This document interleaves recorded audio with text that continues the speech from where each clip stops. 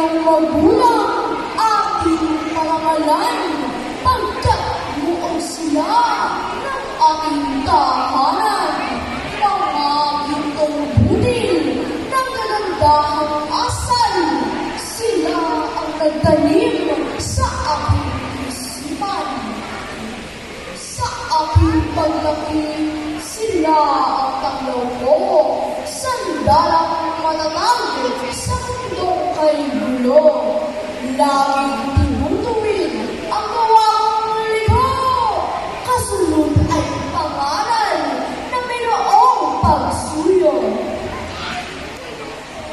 Munting bata ako, may talinong taglay, ng tanging biyaya ng poong may kapal, sa tulong ng aking putiging magulang, pagyayamanin ko at bibigyan kulay. Sa paglalakbay ko sa mundong ibabaw, aking tatahakin ang daang malinaw, daang maliwanag ang kinabukasan, upang ang tagumpay ay aking makamtan.